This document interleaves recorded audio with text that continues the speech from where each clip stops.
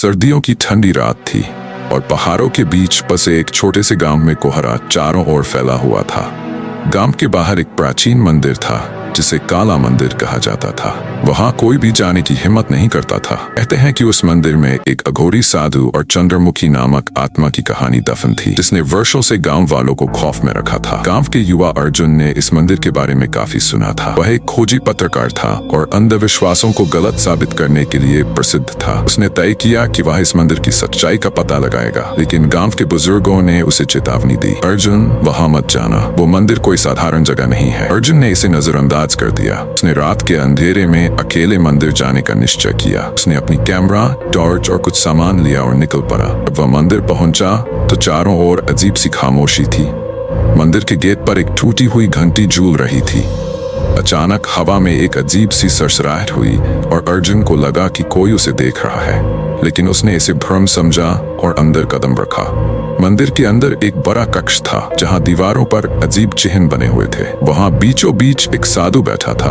उसकी आंखें बंद थीं और वह माला फेर रहा था। अर्जुन ने साहस जुटाकर पूछा, कौन है आप? यहाँ क्या कर रहे हैं? साधु ने धीरे धीरे अपनी आंखें खोली।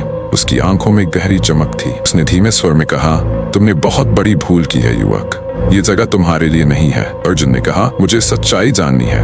यहाँ के लोग कहते हैं कि ये जगह शापित है, क्या ये सच है? साधु ने लंबी सांस ली और कहा, सच्चाई जाननी है तो सुनो। साधु ने बताया, वर्षों पहले इस गांव में चंद्रमुखी नाम की एक लड़की रहती थी।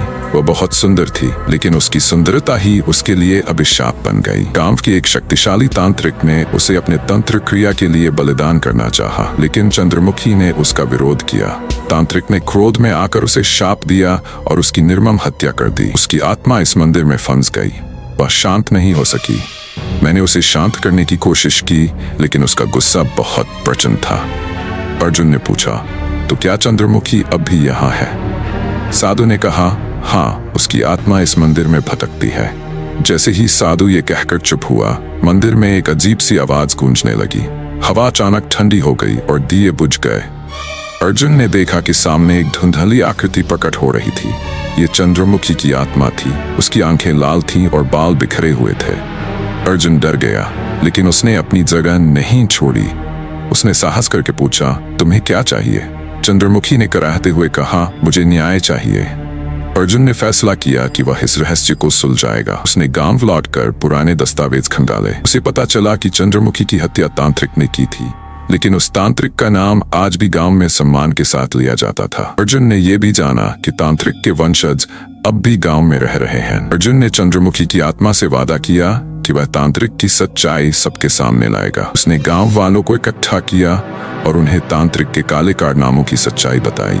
लेकिन कहानी यहाँ खत्म नहीं हुई। तांत्रिक की आत्मा भी मंदिर में मौजूद थी। वह चंद्रमुखी को पूरी तरह मुक्त नहीं होने देना चाहता था। एक रात जब अर्जुन और साधु ने चंद्रमुखी की आत्मा को मुक्त करने के लिए यज्ञ किया, तो तांत्रिक की आत्मा ने उन्हें रोकने की कोशिश की। गोरी साधु ने अपनी शक्ति का उपयोग करके तांत्रिक की आत्मा को नष्ट कर दिया, लेकिन इस प्रक्रिया में वह स्वयं भी बलिदान हो गया। चंद्रमुखी की आत्मा अब मुक्त थी। उसने अर्जुन का धन्यवाद किया और कहा, तुमने मेरा बदला लिया और मुझे शांति दी। अर्जुन ने इस पूरी घटना को रिकॉर्ड किया और गांव वालों को दिखाया। इसके बाद काला मंदिर का डर समाप्त हो गया और वह स्थान एक पवित्र स्थल बन गया। ये कहानी सिर्फ डरावनी नहीं, बल्कि साहस, न्याय और बलिदान की भी थी। अर्जुन ने अपने जीवन का सबसे बड़ा जोखिम लिया, लेकिन उसने दिखाया कि सच्चाई की जीत हमेशा होती है। इस घटना के बाद अर्जुन का नाम हमेशा के लिए याद रखा गया।